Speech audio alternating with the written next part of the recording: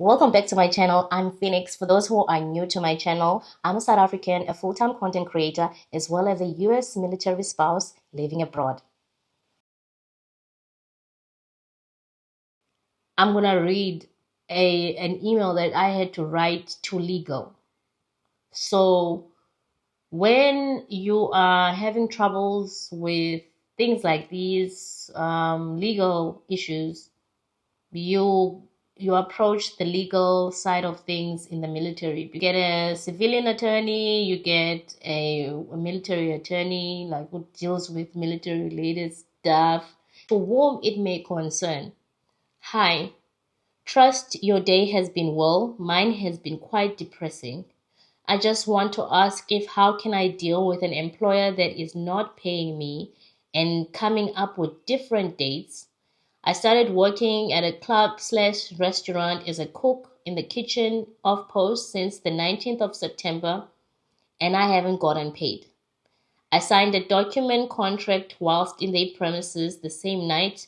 I inquired my boss verbally when will I get paid, and he said on the 1st of November.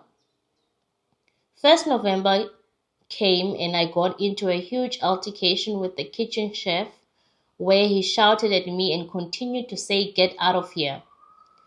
I don't want to work with you. I will tell the boss."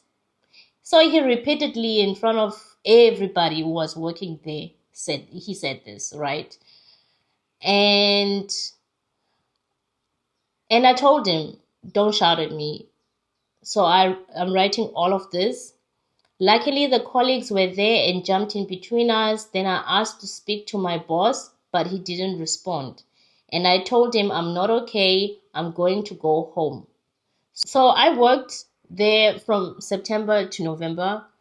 And when I started working there, it was working all this time and I was still not getting paid. Because so you can imagine you work September, you work October, and you still did not get the money.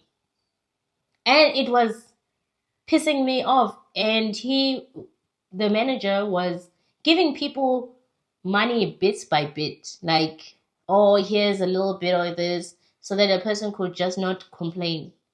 And also feeding people. That's another part. So as we were working in the kitchen, every single time, every night, we were told, oh, guys, make food for all the staff members. This is after we were supposed to be done with our shift. And they would say we should do food for every staff member to give them free food.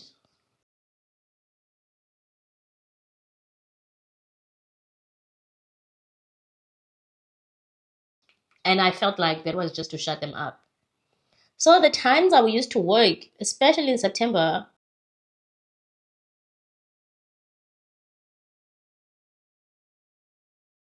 as the time went and I was complaining about certain things, I started getting less hours. I started being told, oh, you don't have to come in at this time, you can come in a little bit later. And then when I'll get to the kitchen, at the time that I was told I must come in, the chef will be mad because they'll be like, why are you coming in so late? You were supposed to come in early so that we can prepare for the guests that are coming. And I'll be like, but this is the schedule that I've been given.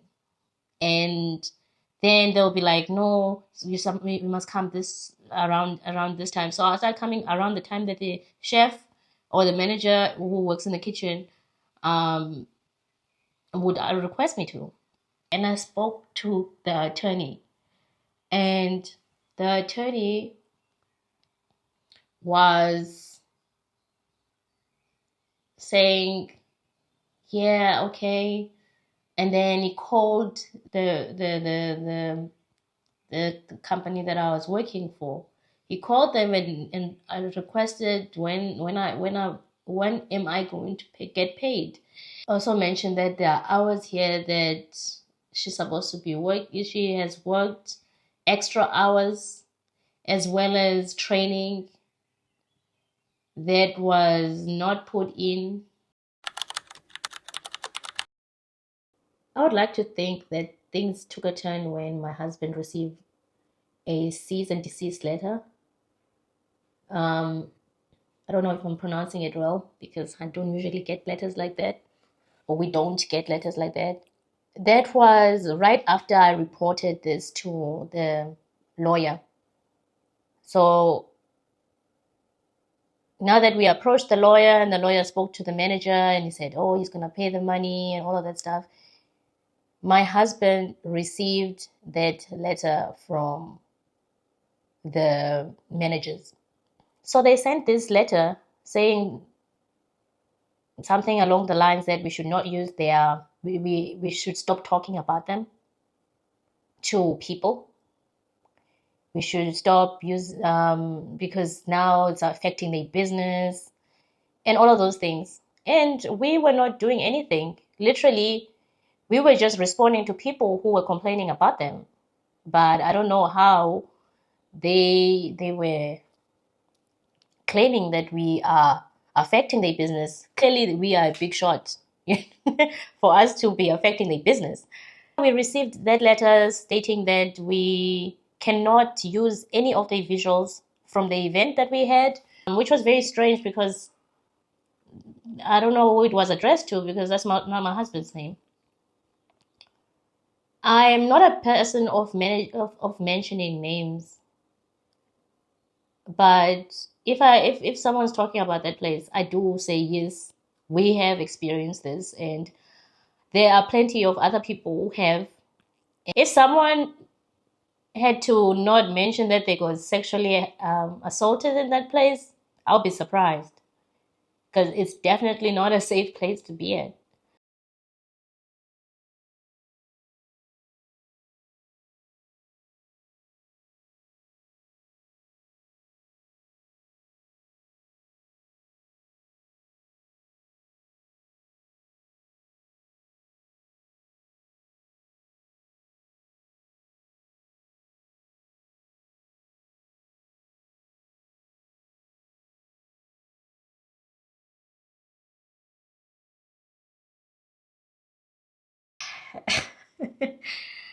Yo, I am not here to talk bad about stuff, but I'm gonna share everything. So many military spouses are looking for jobs, and most of us who are